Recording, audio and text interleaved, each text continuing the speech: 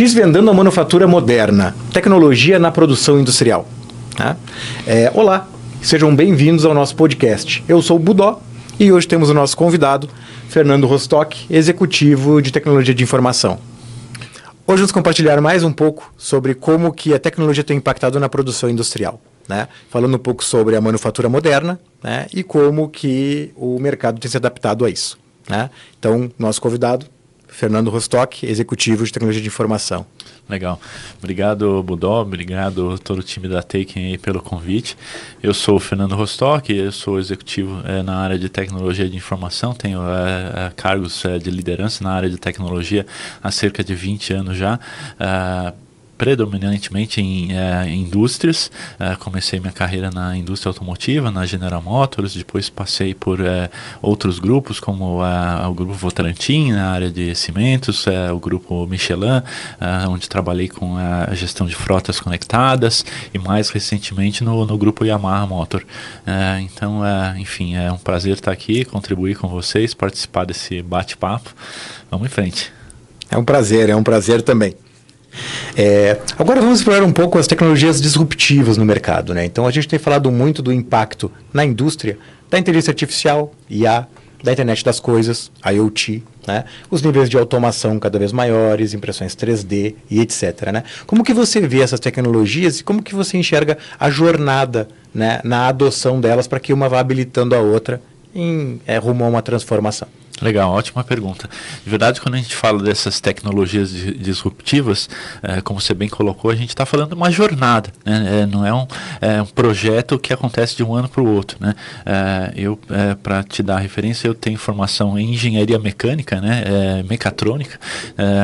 Enfim, desde o começo da minha carreira eu estudei muito essa temática de automação industrial, de robótica, e lá no fim dos anos 90 a gente já estava começando a olhar a adoção dessas tecnologias na manufatura. Obviamente, né, naquele momento a gente estava olhando para a automação industrial, para conectar os dispositivos industriais às redes de comunicação, né, que depois na frente foi chamado de indústria 4.0, IoT, né, enfim.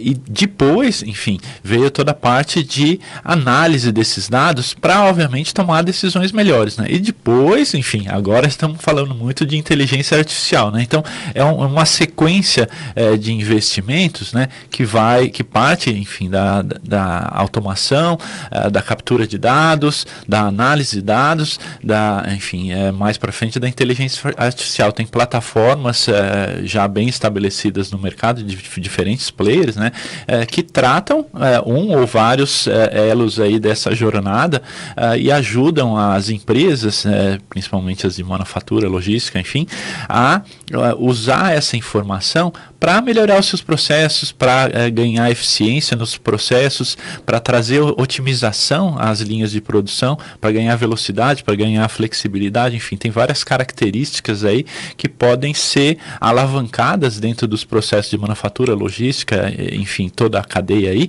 para trazer resultados efetivos para as empresas. Então, parte de uma estratégia de longo prazo, não é um projeto de curto prazo, né? Às vezes demora 5, 10 anos, enfim, depende muito do grau de maturidade onde cada uma das empresas esteja, né? Perfeito, Rostock. Ótima colocação, ótima perspectiva, né, do que você colocou, né? E você tem casos reais, alguns estudos que você possa compartilhar, estudos de caso que você possa compartilhar desse impacto de uma forma prática, que você tenha vivenciado? Algum projeto, né, mais recente, alguma coisa assim? Eu acho que, enfim, né, não tem um caso assim, pontual, mas eu acho que é um pouco do que eu te falei da jornada, né? Se são investimentos que às vezes são de anos, né, de longa duração. Então, ao longo do tempo, você vai observando essa melhoria nos processos e vai vendo também a mudança da cultura da empresa. Acho que esse é outro ponto bastante importante para comentar aqui. À medida que você vai implementando essas tecnologias, nos diferentes níveis, né?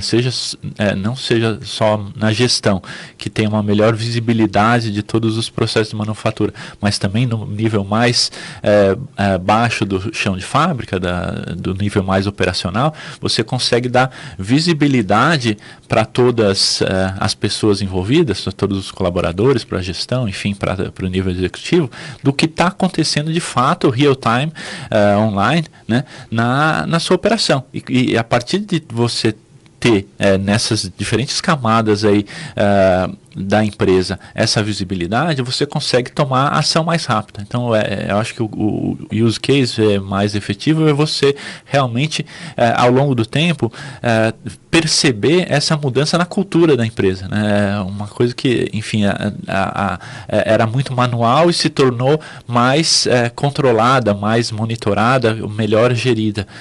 Isso acontece através de anos, né? Não acontece de uma forma muito rápida como muitas vezes você quer, né? Então tem que ter essa abertura, né, ao risco, né? Não ao risco, mas a essa oportunidade e pensar no médio e longo prazo, né? São investimentos que, enfim, vão fazer certamente sentido, sempre fazem, mas não acontece de um ano para outro na grande maioria dos casos. Tem alguns projetos que são de resultado rápido, low hanging fruits, né, de colher resultados rápidos, com a própria questão de manutenção preditiva, né, que enfim, um calcanhar de Aquiles em várias empresas de manufatura, de você poder prever com antecipação os momentos de quebra, os momentos de falha dos maquinários, e isso aí já é um case tipicamente de curto prazo, mas os outros são geralmente de médio e longo prazo. Jornadas mais longo, extensas, isso. mais longas. Legal, muito bom, muito obrigado. Rostock, na manufatura, a inovação é essencial, né? O que a gente tem observado no mercado é que cada vez mais as empresas do segmento industrial, dos segmentos industriais, né, elas têm se transformado, além de tech companies, elas têm se transformado em data companies, procurando monetizar esses dados, trabalhar esses dados, trazer insights, e isso serve de habilitação para falar de IoT, para falar de IA, com certeza, óbvio, né? E como que você vê essa transformação? Porque a empresa ela sai praticamente de um segmento, ou ela reforça um segmento industrial, né, histórico, e se torna algo de vanguarda, falando por exemplo, uma data company. Faz sentido? Como que você vê isso? Eu acho que faz sentido, sim. Eu acho que tudo começa, de verdade, de um desenho estratégico, né? Independente do setor de atuação de cada uma das indústrias, né? Essa pauta ela tem que estar, primeiro, muito bem conversada entre toda a diretoria, a liderança, e entender onde que, enfim, cada uma das empresas quer chegar com esse tipo de programa. Então, parte muito da intenção estratégica da empresa de ser uma empresa mais digital, mais conectada, seja internamente, seja com seus clientes, através de estratégias de customer experience, enfim, e a partir daí você montar um roadmap de implementação de tecnologia. Então, seja a temática aí de captura de dados, de IoT no chão de fábrica, seja a temática de governança de dados, de usar esses dados para melhor tomada de decisão, seja mais para frente a inteligência artificial, né? Tudo isso, enfim, como a gente já estava falando anteriormente, é uma jornada e ela tem que estar estruturada na cabeça da liderança, né? Para que esse investimento ele ocorra de uma forma contínua, né? Seja um investimento em tecnologia, seja um investimento também na formação de pessoas. E a partir daí, o portfólio de investimentos ele vai acabar surgindo meio que naturalmente. Você vai, enfim, primeiro em algumas situações fazer a modernização de toda a infraestrutura de rede ou infraestrutura de conexão de dispositivos no chão de fábrica. Depois você vai trazer, enfim, uma plataforma que pode ser uma plataforma de MES, de Manufacturing Execution Systems, que é uma plataforma de gerenciamento fabril, para dar visibilidade a essa informação nos níveis de operação, gestão de fábrica. Tem várias plataformas de mercado que, enfim, já implementei ao longo da minha carreira. E depois, enfim, de dar essa visualização, você também começa a mudar até a estrutura, vamos dizer assim, de trabalho dentro das empresas, né? Você ter esse monitoramento, às vezes, remoto, né? Tem muitas empresas onde eu já atuei, onde a gente montou command centers, né, de fazer essa gestão a partir do momento que você tem toda a conectorização, tem toda a informação, tem fazer a gestão de todos os ambientes fabris, que são complexos, a partir de um command center, e a partir dali você tomar uma decisão corporativa de investimentos onde fizer mais sentido, né? Então é um pouco disso, né? Tem que começar pela estratégia, tem que entender muito bem onde que a empresa quer chegar com a adoção de tecnologias, explorar as diferentes soluções de mercado e montar um roadmap, né? Os roadmaps, até como eu falei no começo, né? Às vezes não são curtos, né? Às vezes são planos de diretores de tecnologia, como montei recentemente na Yamaha, de 4, 5 anos. Então tem que ter um ritmo, tem que ter uma cadência, tem que ter até paciência para que esses resultados eles eles venham evoluindo e você possa dar visibilidade ao programa. Excelente, excelente. São jornadas de transformação que você vai colhendo esses frutos, os hang fruits, low fruits, quick wins, como você comentou, mas realmente a jornada é longa, né? Então você vai colecionando de forma precoce esses quick wins, mas a jornada inteira... E quanto melhor você estruturar no começo, mais fluido vai ser esse trabalho, né?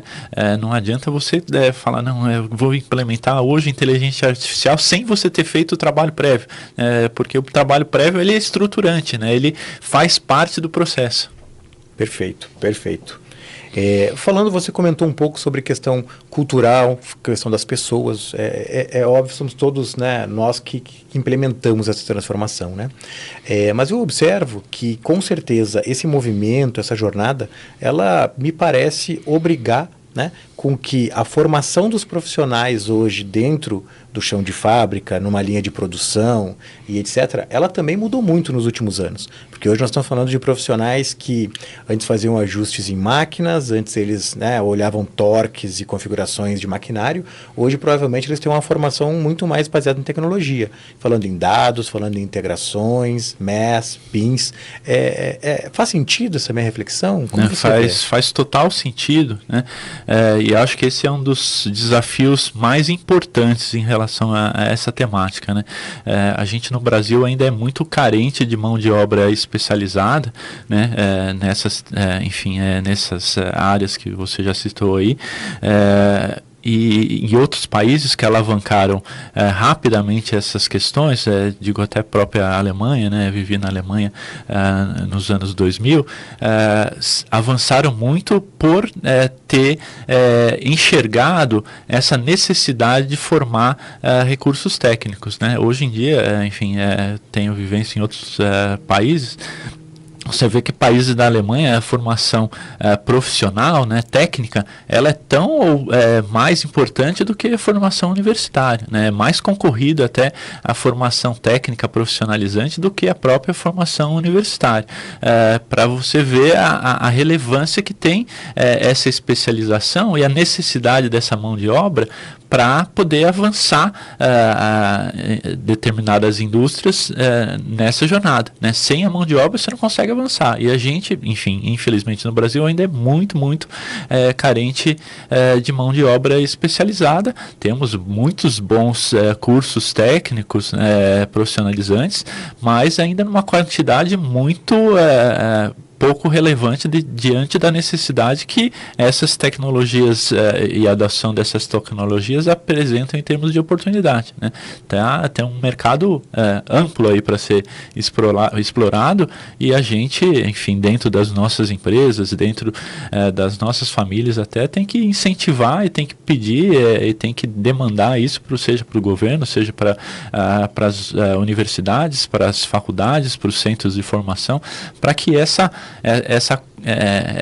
essa dinâmica, né, seja acelerada. A gente está ficando para trás, né? Para ser bem sincero, em relação a outros países, o Brasil tem muita chance de desenvolvimento, mas está ainda engatinhando na formação de talentos. Perfeito, perfeito. A estrutura de ensino ela ainda tem que correr muito para acompanhar, né, o desenvolvimento tecnológico, entendo, né? Como dizem, né, o Brasil é o país do futuro, né? Mas é um gerúndio de sempre ser o país do futuro, né? Porque está sempre correndo atrás. Eu citei a Alemanha, mas você pega, por exemplo, outros países como Coreia do Sul, né? Outro case típico aí que, enfim, você pode olhar muitos artigos que você também investiu maciçamente em formação profissional, em formação de talentos, e agora está nadando de braçada, né? E a gente está perdendo essa oportunidade.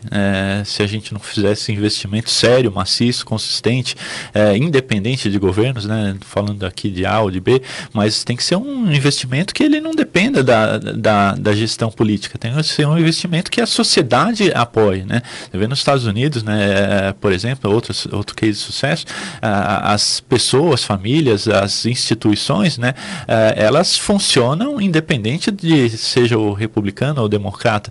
É uma temática, políticas de Estado, né? Uma temática de relevância de Estado, da sociedade, que ela se perpetua independente de quem esteja no poder, né? E isso tem que acontecer aqui no Brasil também. Perfeito, perfeito. Muito bom, Rostock, muito obrigado.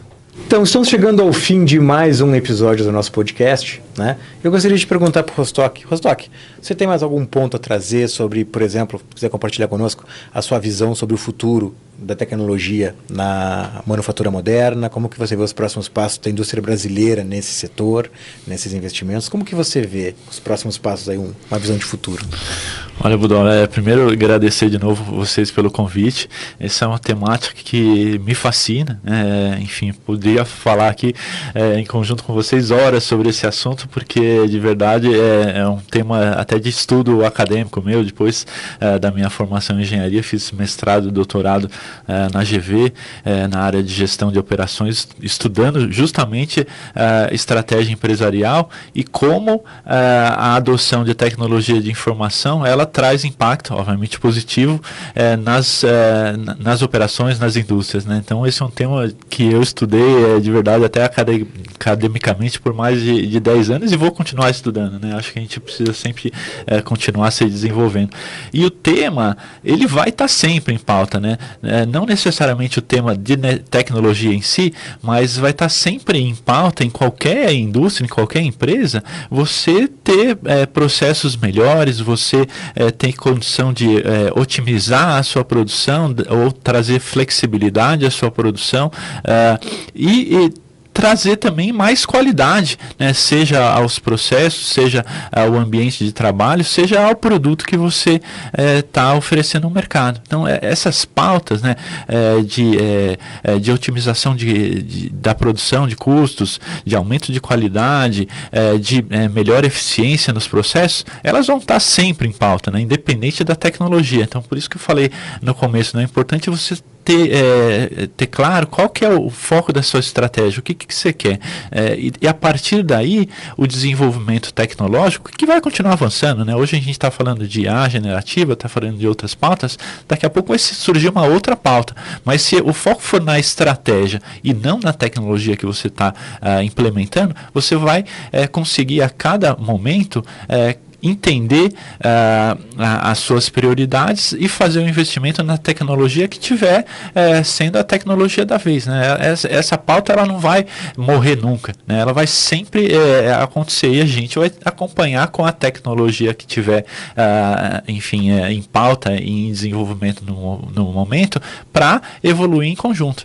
Acho que o meu recado final seria esse, né? Tá sempre de olho no contexto mais amplo da empresa, não na tecnologia em si, e a tecnologia, os programas de adoção, de implementação de tecnologias, eles vão acontecer naturalmente à medida que você tem essa visão mais holística, né, mais completa de onde a empresa quer chegar para, obviamente, ser mais lucrativa, isso é sem dúvida, mas também para servir melhor os seus clientes, né? Hoje a gente fala também muito de customer experience, de jornada digital dos clientes, e tudo isso está ligado, né? Uma vez que você tem essa visão completa da sua jornada digital, você também está servindo melhor os seus clientes com produtos que chegam ao mercado mais rápido, com mais qualidade, com mais customização, com mais experiência de serviço diferente. Então, tudo isso acaba fazendo parte do mesmo contexto.